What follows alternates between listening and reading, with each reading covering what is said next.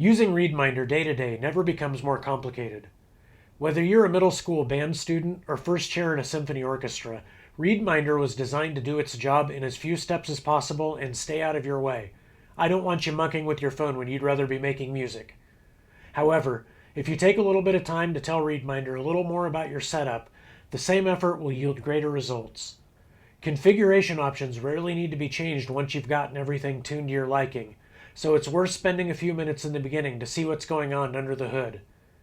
I'll cover reeDminder configuration in two parts. The second part is reed management. This first part is everything else. Reeds are at the heart of reeDminder, and the reed management tools warrant their own separate discussion. Right now, let's talk about everything else. If you ever question what's behind one of the buttons on reeDminder's home screen, just tap the information icon. Those descriptions will remain hidden most of the time. You won't need them once you've seen them. Starting from the bottom of the screen and working our way up, the first thing we'll look at is instrument management. If you play multiple instruments, it will be useful to add them to reeDminder so that you can compare how reeds perform with different instruments. Tap the Instruments button and you can change the one that was added by the Setup Wizard, or you can add more. To change information about an instrument, select it from the list.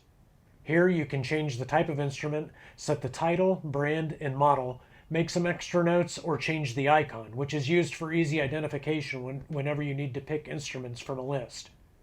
When you're done, tap Save Changes at the bottom or the check mark at the top, and then you're done. To add a new instrument, tap the plus icon, provide the information requested, and save. Next, let's look at mouthpieces.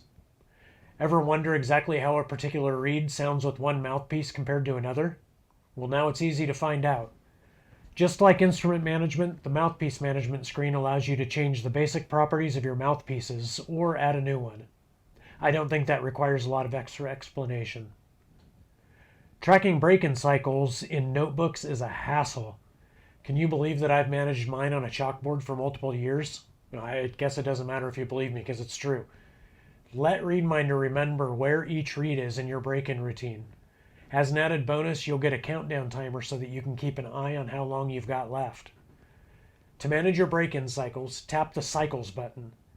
You can edit what's there or create your own. Use the up and down arrows to add or subtract steps, then specify how many minutes are in each step. When you're done, tap Save Changes or tap the check mark. Next, let's head over to Settings by tapping the icon on the home screen. Here you can fine-tune a few of reeDminder's behaviors. Namely, you can disable several prompts, if they annoy you. You can choose to display the average of the 3 most recent sessions instead of the average of the reed's lifetime. And you can opt to skip adding a break-in routine to new reeds when you retire one reed and begin using another. Finally are the archives. If you've added an instrument, mouthpiece, or a type of reed that you no longer use, you can tap the crossed out eye icon on the appropriate management screen. For technical reasons I don't care to get into, the app isn't going to actually delete these things when you don't want to see them anymore, but it will hide them in the archives. If you ever decide you want them back, just head over to the archive screen and tap the eye icon. That's everything you need to know about configuring reeDminder.